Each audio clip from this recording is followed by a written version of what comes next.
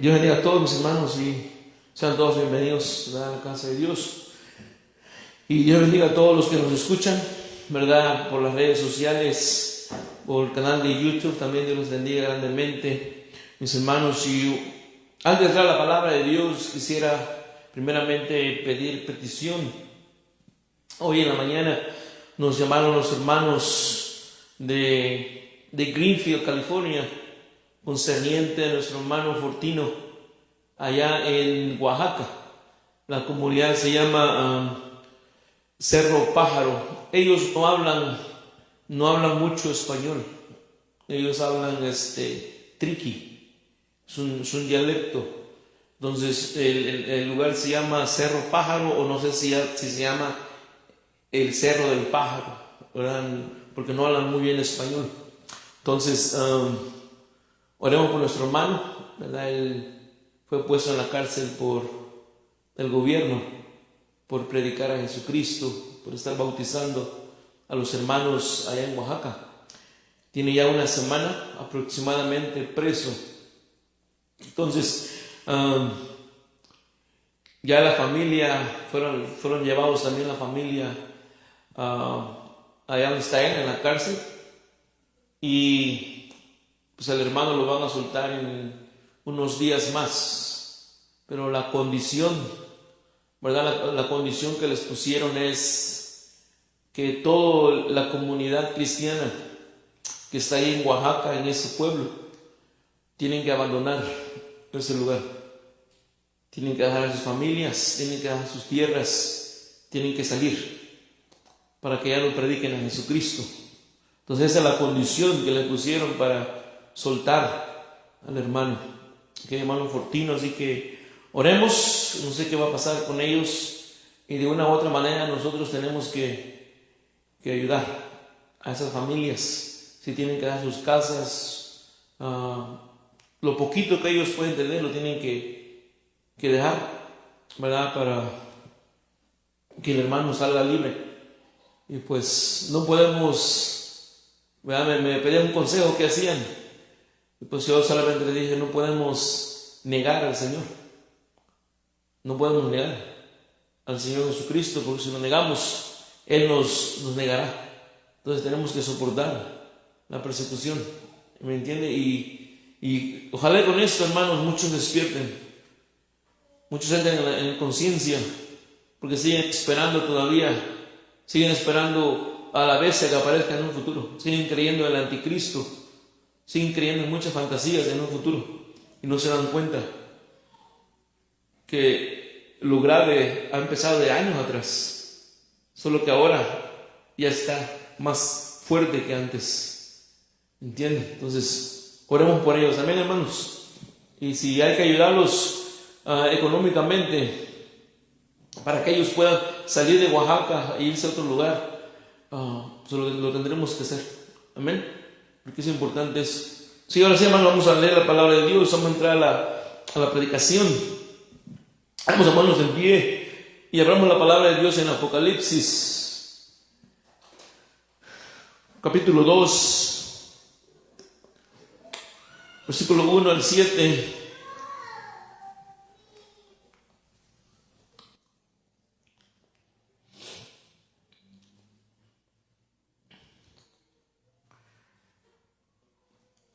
Apocalipsis 2, versículo 1 al 7. Me dicen cuando estén ahí listos, dan la pantalla, me avisan. Apocalipsis capítulo 2, versículo 1 al 7. El mensaje de esta mañana serán 7 mensajes en esta serie. Dice: el mensaje de Dios a la iglesia, parte 1. Apocalipsis capítulo 2, versículo 1 dice: escribe al ángel de la iglesia de Éfeso. Esto dice el que tiene las 7 estrellas en su mano derecha y se pasea en medio de los 7 candeleros o candelabros de oro. Conozco tus obras, tu duro trabajo y tu perseverancia. Sé que no puedes soportar a los malvados y que has puesto a prueba a los que dicen ser apóstoles, pero no lo son. Y has descubierto que son falsos. Versículo 3. Has perseverado y has sufrido por mi nombre, sin desanimarte. Sin embargo, tengo en tu contra que has abandonado tu primer amor. Recuerda de dónde has caído. Arrepiéntete y vuelve a practicar las obras que hacías al principio. Si no te arrepientes, iré y quitaré de su lugar tu candelabro. Versículo 6. Pero tienes a tu favor que aborreces las prácticas de los nicolaitas, las cuales yo también aborrezco. El que tenga oídos para oír, oiga, o que oiga lo que el Espíritu dice a las iglesias. Al que salga vencedor, le daré derecho a comer del árbol de la vida que está en el paraíso de Dios. Vamos a orar. Señor Padre, Dios y Todopoderoso, Señor Jesús. Oh mi Dios, estamos delante de tu presencia. Señor, te damos la gloria, Señor, te damos la honra, bendito Dios.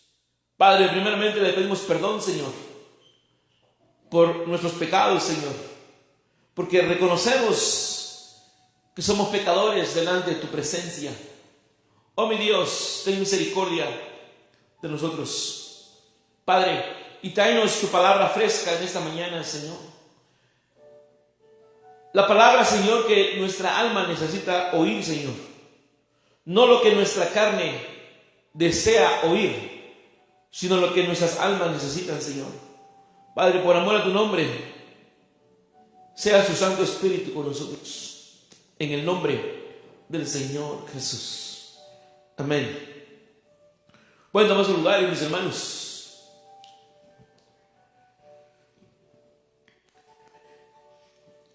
La serie, hermano, es el mensaje de Dios a la iglesia. Y ese mensaje, hermano, fue una revelación del Señor Jesucristo al apóstol Juan, a las iglesias que estaban en Asia. Asia fue una de las ciudades donde el apóstol Pablo fue a predicar, donde el apóstol Pablo en su ministerio empezó a levantar muchas congregaciones. Y hay quienes han dado una errónea interpretación al mensaje del ángel hacia la iglesia, y han querido o han enseñado que cada uno de los mensajes que el ángel le revela al apóstol Juan son dispensaciones que tienen que tener efecto en distintos años de la historia. Y dicen que la iglesia pasará por distintas etapas, pero esa es una interpretación totalmente errónea. El mensaje del ángel al apóstol Juan son condiciones en que cada una de las congregaciones que estaban en Asia estaban viviendo en ese momento. Y contrasta eso, o sin embargo, fíjense bien, que estaban viviendo en ese momento. Entonces, cada situación que ellos estaban viviendo es un mensaje en total para la iglesia del Señor Jesucristo. Cada una de las distintas congregaciones que hoy en la actualidad estamos viviendo, ya sea en unos momentos de Éfeso o en otros momentos de Esmirna, o en cualquiera otro de los mensajes que el ángel dio al apóstol Juan. Y es bien importante, hermano, que nosotros analicemos que el mensaje de Dios dado a la iglesia no fue un mensaje que se le ocurrió al apóstol Juan, el discípulo amado. Con el tiempo, hermano, Asia se convirtió en la cárcel donde tenían a las personas o a los cristianos que predicaban a Jesucristo. Y que en el momento, hermano, que la revelación, que el apóstol Juan tuvo la revelación, él se encontraba preso en Asia. Pero el ángel vino, hermano, y le dijo: tú escribe las cosas que han de suceder muy pronto. Entonces, fíjese bien, vamos a leer en Apocalipsis capítulo 1, versículo 12. Y eso es bien importante, hermano, que nosotros entendamos que el mensaje no se le ocurrió al apóstol Juan de sus propios pensamientos y deseos, sino que fue un mensaje directamente de Dios. En Apocalipsis 1, versículo 12, podemos mirar cómo dice la palabra, y dice: me volví para ver de quién era la voz que me hablaba. Y al volverme, vi 7 candelabros de oro.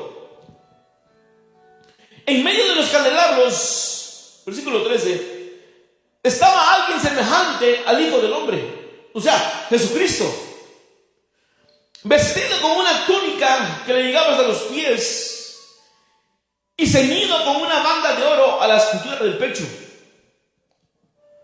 Su cabellera lucía como una lana blanca, como la nieve. Sus ojos resplandecían como llamas de fuego. Versículo 17. Al verlo, caía a sus pies como muerto. Pero él, poniendo su mano derecha sobre mí, me dijo: no tengas miedo. Yo soy el primero y yo soy el último. Versículo 18. Y el que vive, estuve muerto, pero ahora vivo por los siglos de los siglos, y tengo las llaves de la muerte y del infierno.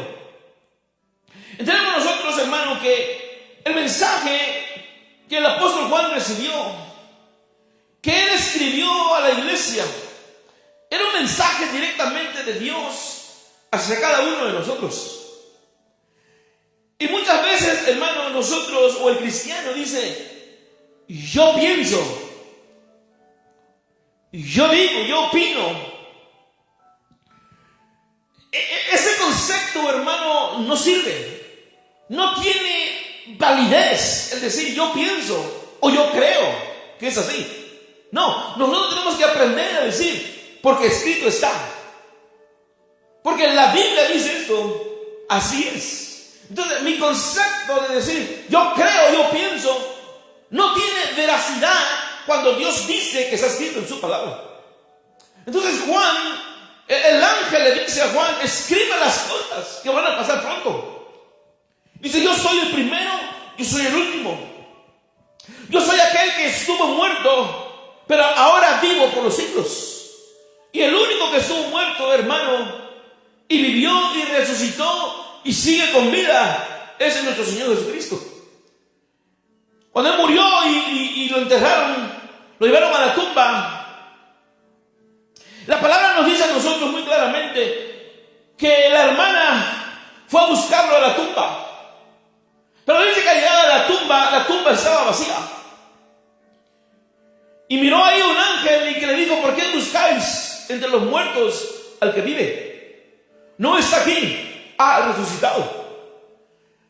Contraste, hermano, en todos los profetas que muchos cristianos creen.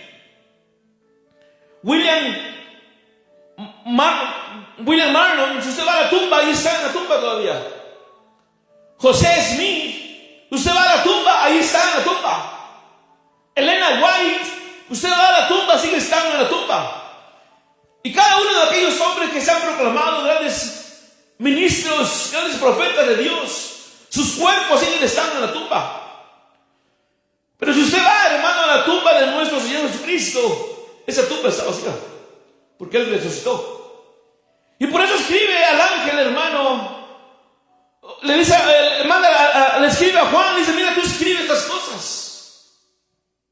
Y miremos, hermano, cómo Él mismo vino a dar un mensaje a la iglesia. No fue tampoco creación del ángel, no.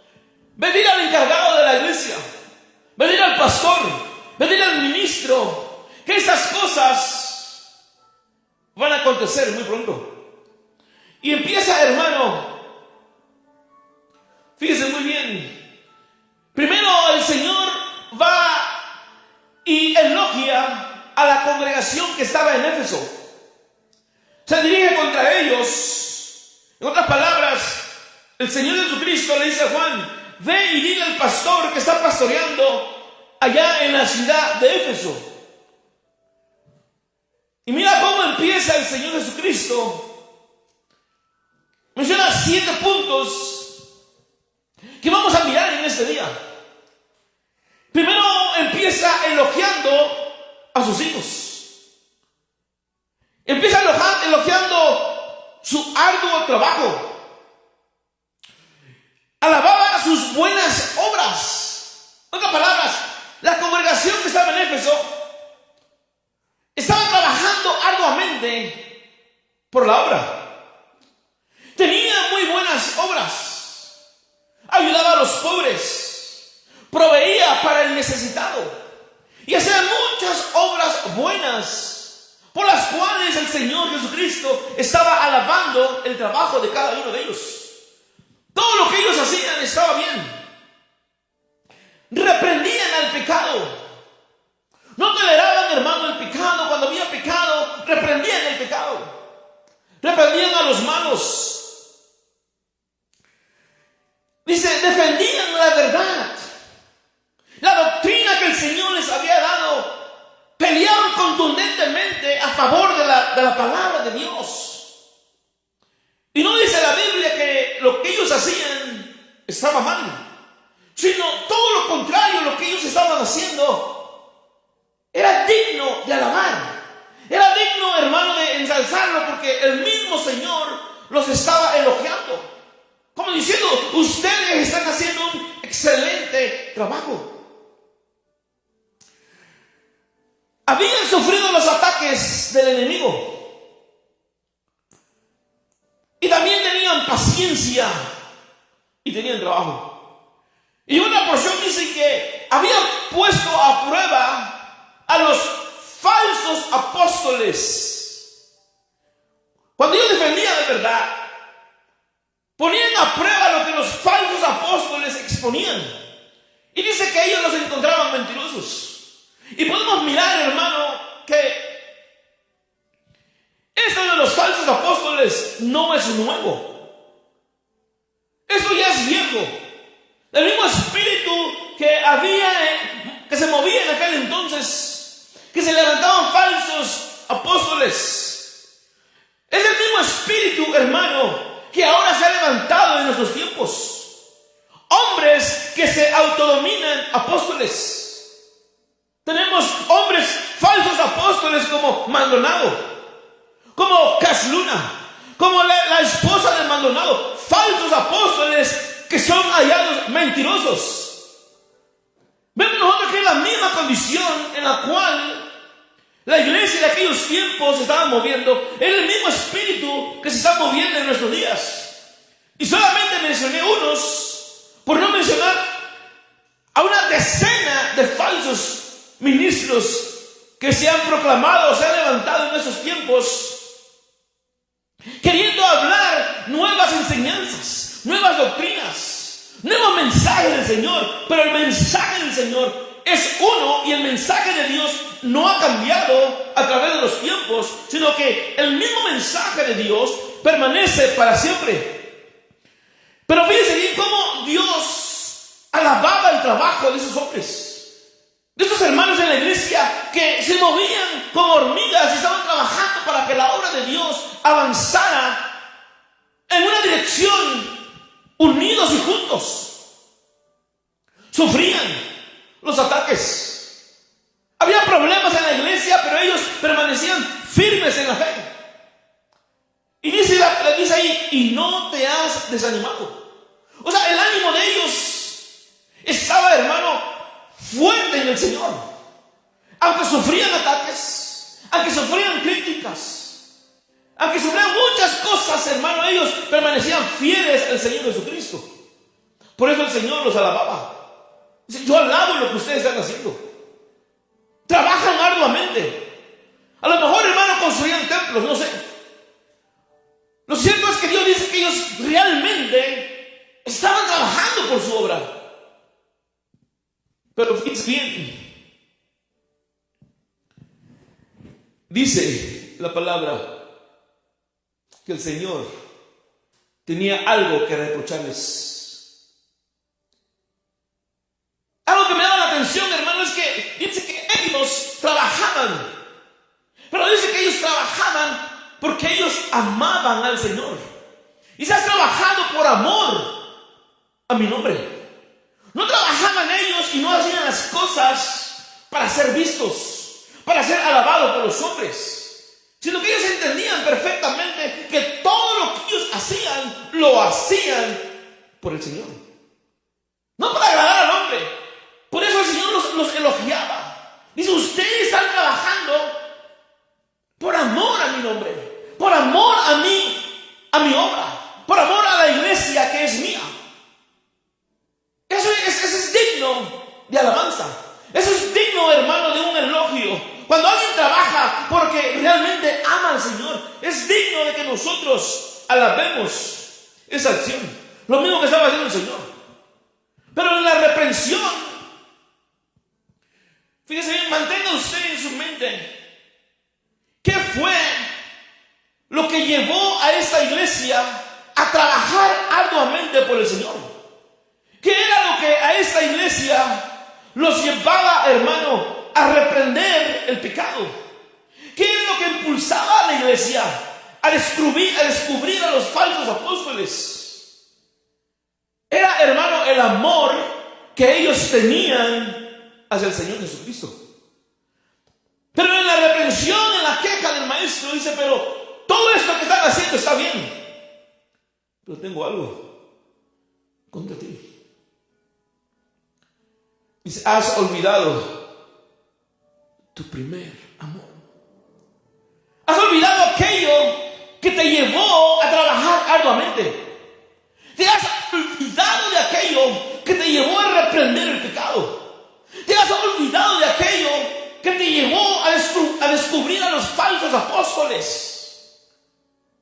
Estaban tan ocupados en otras cosas que poco a poco, hermano, se fueron olvidando del amor que los había impulsado a actuar de la manera en que estaban actuando. Por eso el Señor les reprende. Algo, ¿qué pasó, hermano? ¿Qué fue? ¿Por qué al principio la iglesia en Éfeso trabajaba tan arduamente? Pero ¿qué fue, hermano? ¿Qué fue lo que provocó que ese amor que ellos tuvieron al principio para trabajar en la obra de Dios, qué fue? ¿Por qué el amor que ellos tenían al principio se fue apagando poco a poco? ¿Por qué se fueron apagando? ¿Por qué se fueron apartando? ¿O empezaron a dejar de hacer lo que al principio estaban haciendo? Porque su amor hacia el Señor fue disminuyendo. ¿Pero qué provocó, hermano, que ese amor haya disminuido? ¿Qué provocó, hermano, que ese deseo, que ese empuje que traían al frente, que los llevó a apartarse del amor hacia Dios? Mateo capítulo 24, versículo 12. Mire, Mateo 24, versículo 12. Dice así: habrá tanta maldad. Otras versiones dicen, por haberse multiplicado la maldad. Dice, que el amor de muchos se enfriará. Habrá tanta maldad que el amor de muchos se enfriará. Entonces, hermano, podemos pensar, fíjense bien, ¿qué fue lo que hizo que el amor de ellos menguara? La maldad. Puede haber sido la maldad. Y a veces la gente, hermano, dice, oh, la maldad que está afuera del mundo hizo que el amor de los hermanos se enfriara. No es eso. Maldad afuera en el mundo siempre ha habido. Siempre habrá maldad afuera en el mundo. Y esa maldad que está en el mundo me debería a mí de empujar a buscar más de Dios. Y a veces es lamentable y triste hablar de estas cosas. Pero no es la maldad que hay en el mundo la que hizo que los hermanos se enfriaran. No fue el pecado que estaba fuera en el mundo lo que hizo que el amor de ellos hacia Dios fuera menguando. No se está refiriendo a la maldad de afuera. Se está refiriendo a la maldad dentro de la iglesia del Señor. Porque ha habido, es triste y muy lamentable, hermano, que hay mucha maldad dentro del mismo pueblo de Dios. Y tal vez la maldad que ellos miraron dentro de la misma iglesia del Señor hizo que el amor que ellos sentían hacia el Señor se fuera enfriando poco a poco. Paulatinamente se fue enfriando. Ahora, hermano, ¿qué es lo que a ti ha provocado que el amor de Dios que estaba en ti se haya ido enfriando? Yo decía, tal vez fue la maldad que ellos miraron en los hermanos. Tal vez, tal vez el estar ociosos, ocupados en los negocios de la vida. Hay muchas cosas que nos pueden hacer o robar el amor de Dios. Cuando yo, hermano, paso mi tiempo haciendo cosas que no convienen, cuando yo empiezo a mirar los defectos de los hermanos, los pecados de los hermanos, eso provoca que en mí mi amor vaya disminuyendo. Pero algo que nosotros tenemos que entender y estar bien conscientes es de que el hermano no fue el que pagó el precio en la cruz por mí. La hermana no fue la que murió por mí. Tenemos que recordar que nosotros no fuimos comprados por sangre humana. Tenemos que, hermano, que recordar nosotros, hermano, que el que murió por nosotros, el que derramó la sangre, fue una sangre divina, una sangre pura, una sangre limpia de pecado. Hay que recordar, hermanos, que el que murió por nosotros se llama Jesucristo. No el hermano y no la hermana. Porque hay personas que por eso no asisten a la iglesia.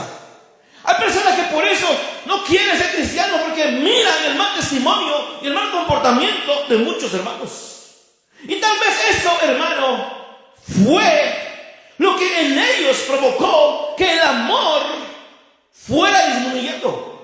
Por haberse multiplicado el pecado, la maldad dentro de la iglesia, el amor de muchos se enfriará. Y ese, hermano, eso que ellos empezaron a mirar. Tal vez, hermano, empezaron a mirar competencias dentro de la iglesia. Críticas dentro de la misma iglesia. Tal vez, hermano, alguien fracasó y en vez de darle la mano para que se levantara y siguiera buscando al Señor, tal vez en vez de levantarlos, los empezaron a pisotear para que más se fueran apartando del Señor. Y eso provocó, hermano, que en ellos ese amor que tenían al principio fuera disminuyendo. ¿Qué es lo que a ti te ha provocado que tu amor hacia Dios haya menguado? Puede ser, hermano, que tu trabajo, o puede ser que nuestros trabajos les sean muy que yo siento a Dios vaya menguando paulatinamente. Tal vez, hermano, el pasatiempo, el entretenimiento les ha ido muy enfocado, hermano, en las cosas de este mundo.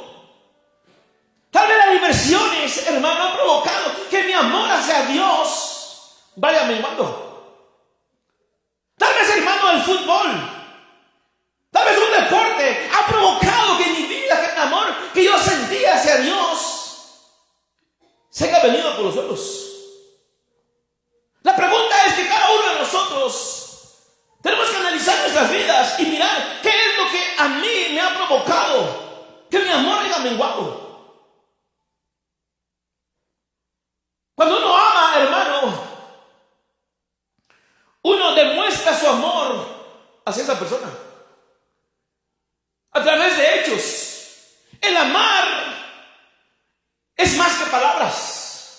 El amar es demostrar ese amor por medio de los hechos. Entonces el Señor Jesucristo no únicamente dijo yo os amo, sino que Él demostró su amor para con nosotros, demostrando con hechos su muerte en la cruz. Añadiendo, la gente, todo el mundo dice yo amo a Dios. Los católicos dicen yo amo a Diosito. Mi familia en la casa dice yo amo a Diosito.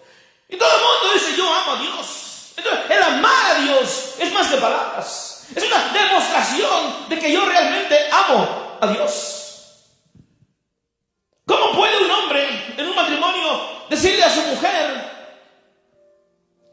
oh mi amor, yo te amo?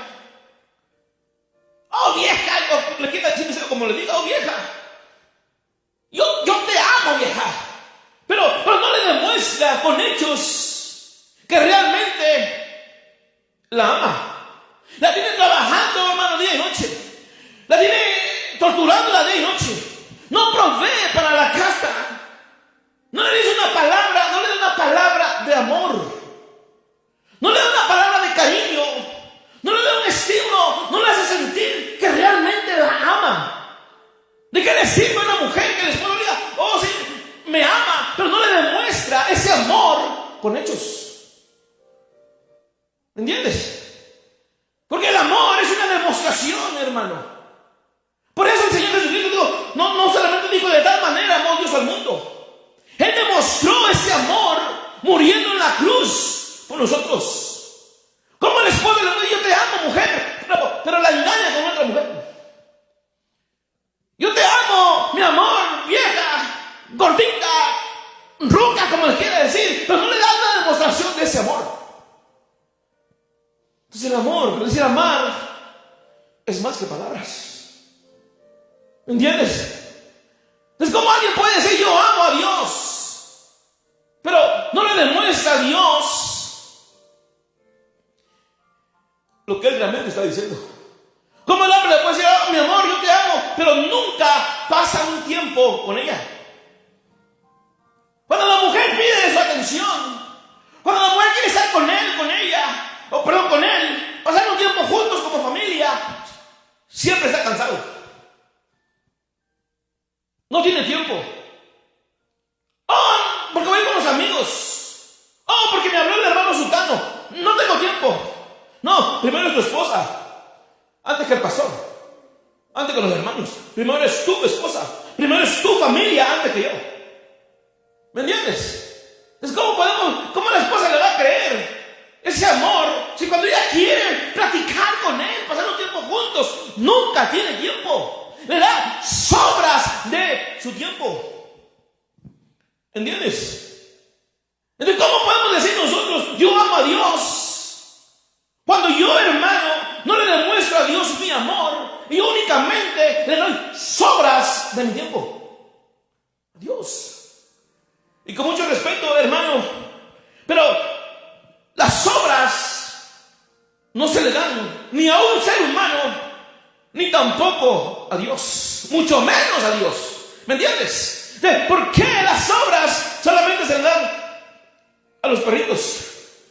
Pero nosotros, si realmente decimos que amamos a Dios, ¿por qué le damos las obras de nuestro tiempo? Cuando tengo tiempo, no estoy con Dios. Cuando no tengo tiempo, no estoy con Dios. Entonces eso es lo que Dios le estaba reclamando a la iglesia. Ustedes hacen muchas cosas bien, pero ustedes se han olvidado que yo debo de tener el primer lugar en sus vidas. Me han dejado al último. Me han abandonado. Cuando se acuerdan de mí, sí me adoran, pero no es una vida constante de una demostración de amor. Se han olvidado del primer mandamiento. 1 Corintios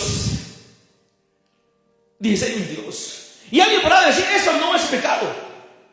Pero yo te voy a demostrar con la palabra de Dios que no únicamente es pecado, sino que es un pecado que acarrea maldición a nosotros.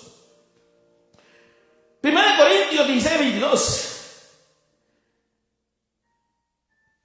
Dice, si alguno no ama, no de palabras, hermano, sino en una, vuelvo a insistir en lo mismo, sino en una demostración de amor. Si alguno no ama al Señor, quede bajo maldición. Maranata. Otra versión dice, está maldito. El que no ama, hermano, tiene una maldición que está en su vida. Y no es porque Dios le quiera echar la maldición o que nosotros le echemos la maldición, sino que uno mismo acarrea maldición al no amar a Dios. Entonces es posible, hermano, lo que nos ha enseñado el Señor es que es posible que yo trabaje en su obra, que yo haga muchas cosas, hermano, que ayuden al necesitado, que haga muchas cosas, obras dignas de alabarse, y no estar verdaderamente amando al Señor. Por eso el Señor estaba enojado. Primero los alaba, dice, ok, están bien, pero tengo esto. Y miren, y normalmente, hermano, cuando alguien deja de amar a una persona, normalmente es porque otra persona tomó ese lugar. Otra persona u otras cosas. Y qué triste, hermano, es cuando un matrimonio sigue junto, siguen viviendo juntos, aparentando un amor inexistente. Pero en ese amor inexistente o en esa apariencia de amor, solamente están juntos por los hijos. Qué triste. Llegar al punto de decir, yo no abandono a mi esposo por mis hijos. ¿Quién me va a sacar adelante? Si yo dejo a mi esposo, aunque ya no lo amo, ¿quién me va a sacar adelante? Si puede estar juntos esa relación, pero no hay amor. Entonces se convierte en una relación insípida. Se convierte en una relación solamente de rutina. Se convierte en algo cotidiano nada más. De cuando un cristiano pierde el amor hacia Dios, solamente se convierte en religión. No hay pasión, no hay deseo, no hay intimidad. No hay eso, hermano, que mantiene ese amor ferviente y ardiente como Dios quiere que haya. ¿Entendiendo? Entonces, ese amor que se ha olvidado, ese amor que se fue de nosotros, si no lo está ocupando Dios, otras cosas están ocupando ese amor. Cuando uno empieza, hermano, a la conquista, cuando uno mira a la muchacha, a la jovencita, le gusta a la jovencita, empieza, hermano, en una conquista, le lleva flores, amén, le compra una cajita de chocolates, amén, hermano Eric, hermano Eric, amén, le lleva un muñequito de peluche, Amén. Y empieza a conquistarla con palabras bonitas, con palabras, wow, dice, wow, ¿y de dónde le salió tanto romanticismo? Ahí lo tenía, muy dentro, ahí estaba. Empieza a tratarla bien, le compra esa cosa. ¿Qué más quieres, mi amor? Mira, le baja la luna, le baja las estrellas. Mi reina, mi tesoro, ¿quién como tú? Y empieza, hermano. Pero ya cuando se casan, amén, ya cuando se casan, ya no hay rosas. Amén. Ya no hay muñequitos de peluche. Ya no hay chocolatitos. Ya no hay ese momento que palabras de ay, qué bonita estás. No, órale, uy, qué gorda estás. Oh, cómo cambiaste. Mira, arréglate. Se fueron las primeras obras cuando llegaron a la conquista. Amén. Entonces, hermano, fíjense lo que dice el Señor: el que no ama a Dios está maldito. El que ha olvidado su primer amor. Entonces Dios, hermano, reprende al pueblo. Dios se enoja. Pero fíjate lo que le dice el Señor: ahora recuerda de dónde has caído. Arrepiéntete, le da 3 puntos a seguir para que la relación entre Dios y su iglesia se vuelva a restablecer. Ahora recuerda de dónde has caído. Me está diciendo, recuerda las primeras obras que tú hacías antes. Recuerda cómo al principio tú me alababas. Recuerda cómo al principio tu deseo era estar en la iglesia. Recuerda lo que tú hacías por mí al principio. Recuerda las palabras bonitas que tú me decías. Arrepiéntete. Y le dice, y haz las cosas que hacías al principio. Yo decía, hermano, Dios nunca va a condenar a alguien sin antes darle una oportunidad que se arrepienta, que reconozca su error, que reconozca su pecado, que reconozca su maldad, porque ese es un Dios justo. Él nunca va a condenar a nadie si no le da esa oportunidad. Por eso le dice a la iglesia, por lo tanto recuerda las cosas que tú hacías cuando me estabas conquistando. Arrepiéntete, reconoce y arrepiéntete, y vuelve a hacer las cosas que hacías antes. Hay una ilustración, hermano, que quiero compartir con ustedes. Y se trata de una pareja de matrimonios. Cuando se casaron, hermanos, se casaron súper enamorados. Al grado, hermano, que ellos vivían, hermano, en el segundo nivel. Y tanto era el amor del esposo que todos los días, cuando él llegaba del trabajo, la esposa bajaba a recibirlo. Y él, con mucho amor, la cargaba en sus brazos. La subía, hermano, por las escaleras en sus brazos. Todos los días le llevaba un detalle. Todos los días llegaba con una flor. Todos los días, hermano. Conforme el tiempo fue pasando, el hombre empezó a llegar a distintas horas del día a su hogar. De manera que había momentos donde la esposa bajaba, pero el esposo no llegaba y ella tenía que volver a subirse caminando sola. Sin embargo, ella seguía cocinándole, seguía planchándole, seguía haciendo sus labores que cada esposa debe de hacer. Un día, ella cayó gravemente enferma. Le detectaron cáncer en la etapa final. Sin embargo, hermano, el esposo llegaba y ella le seguía haciendo el quehacer. Sacaba fuerzas de la debilidad para tener contento a su esposo. Un día, él llegó con una carta. Llegó, en la cual la carta se le entregó. Ahí expresaba él y le decía: necesito que me des el divorcio, porque otra persona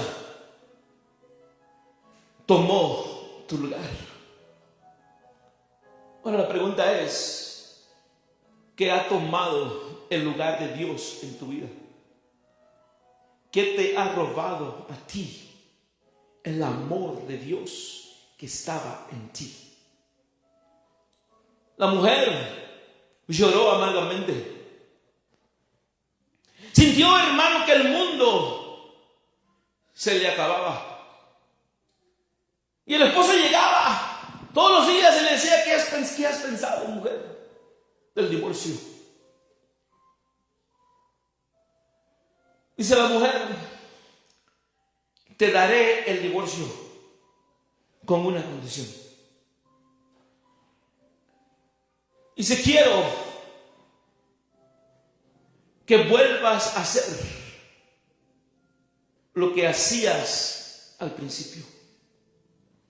Quiero que vuelvas a hacer las mismas obras que hacías cuando estábamos recién casados. Esa es mi condición. El hombre dijo: está bien, cumpliré tu deseo. Empezó, hermano, el hombre otra vez a llegar a la misma hora con una rosa. La mujer bajaba y el hombre otra vez la empezó a volver a subir en sus brazos. Todos los días lo empezó a hacer,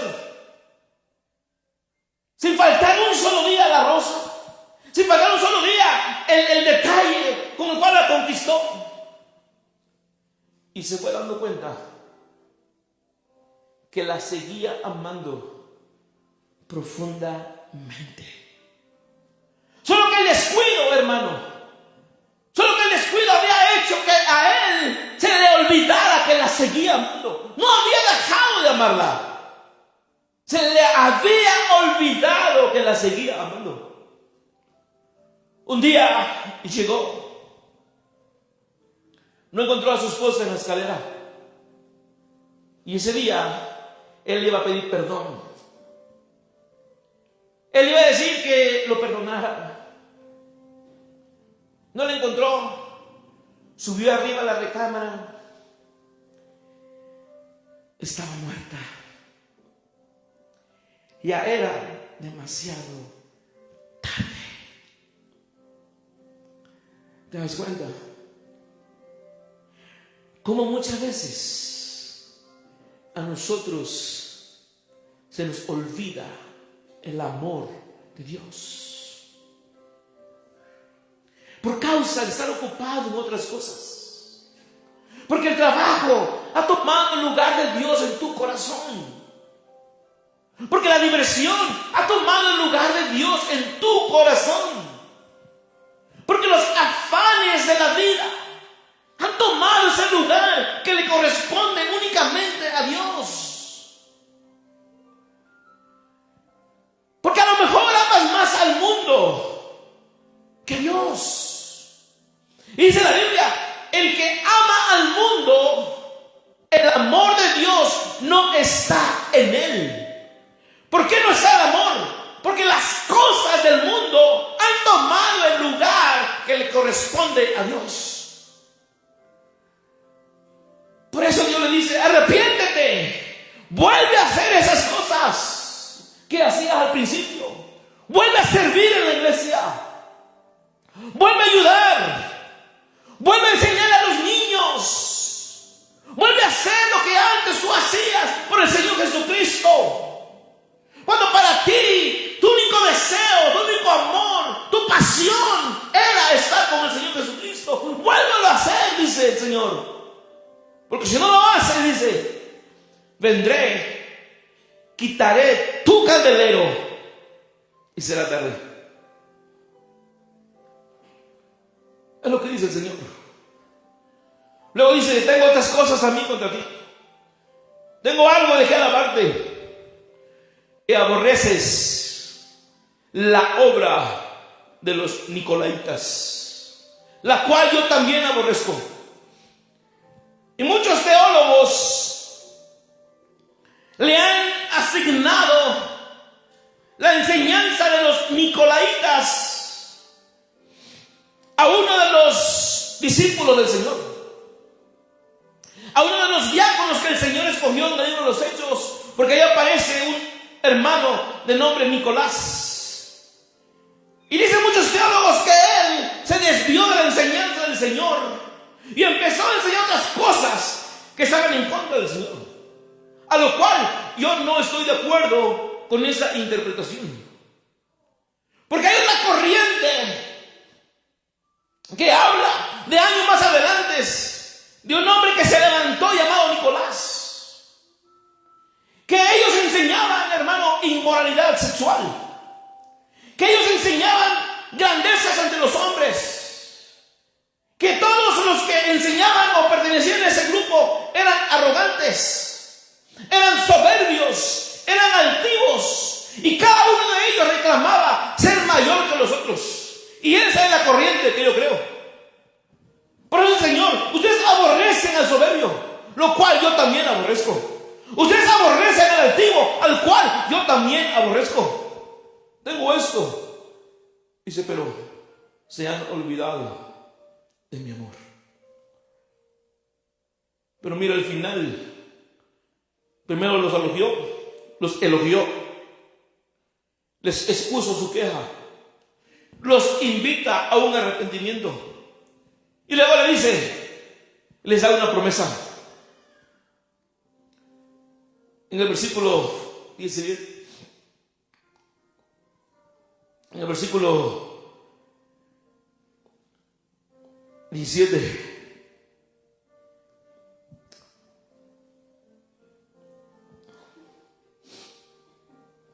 en el versículo 7, Apocalipsis 2, versículo 7 dice, el que tenga oídos para oír, oiga lo que el Espíritu dice a las iglesias. Al que salga vencedor, le daré derecho a comer del árbol de la vida que está en el paraíso de Dios. En otras palabras, el Señor está diciendo, el que tiene oídos espirituales, oiga lo que el Espíritu dice a la iglesia. El que venciere. En otras palabras, está diciendo, el que se arrepintiere, el que volviera a hacer las obras que hacía al principio, yo le daré que coma del árbol de la vida. En otras palabras, está diciendo, mi relación con Él volverá a ser como era al principio.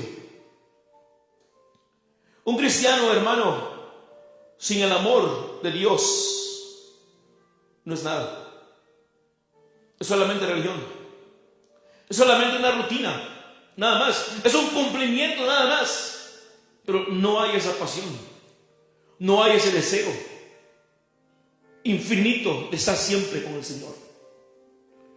Pues el Señor, el que venciere, yo volveré a Él y Él volverá a estar conmigo. El que me busca, me encuentra. Y es lo que hace el Señor en la invitación a la iglesia. El que tiene oídos para oír, oiga. En otra palabra, está diciendo, reconoce. Haz lo que hacías al principio, hermano. Tú, hermano, que poco a poco te has ido enfriando con el Señor, vuelve a hacer lo que hacías antes. Tú que ya no oras, vuelve a orar. Tú que ya no ayunas, vuelve a ayunar. Tú que no lees la palabra, vuelve a leer. Vuelve a enamorar del Señor. El Señor dice, yo restableceré mi relación contigo. Hay unos casos, hermano, no muchos, pero hay muchos casos, hermano, de matrimonios que se han divorciado. Y algo que me sorprende en esos pocos matrimonios es que han vuelto a la conquista. Y ese mismo matrimonio que una vez se divorciaron, después se vuelven a casar. No son muchos, son pocos, pero hay casos así. ¿Por qué? Porque el hombre y la mujer volvieron otra vez a mirarse lo bello que son uno con otro, los buenos detalles, las buenas obras. Empezaron una demostración de amor. Y eso es lo que nosotros tenemos que hacer con Dios, porque nuestro Dios es hermoso, nuestro Dios es bueno, nuestro Dios, no hay nada que reprocharle a Dios. Él es excelente, Él es perfecto. Y es lo que yo tengo que hacer, restablecer mi comunión con Él. Lo que cada uno de nosotros tenemos que hacer. ¿Qué robó tu amor, hermano? Porque ya no haces lo que hacías antes. ¿Te han lastimado los hermanos? Porque eso es lo que a muchos les pasa. Son lastimados por los hermanos. ¿Qué hizo que te apagaras? Los pecados de otros, los errores de otros. Alguien habló o habla mal de ti. Alguien te critica. Hablaron del Señor Jesús. Amén. Y sin embargo, Él pudo decir: perdónalos, Señor, porque no saben lo que hacen. A nadie ha maltratado más que al Señor Jesús. De nadie se han burlado más que del Señor Jesús. Así que no, hermanos, Dios tiene eso contra nosotros. Hacen muchas cosas, pero han olvidado su primer amor. Este ha sido, hermano, el mensaje de Dios para la iglesia. Llévate ese mensaje en tu corazón, en tu vida.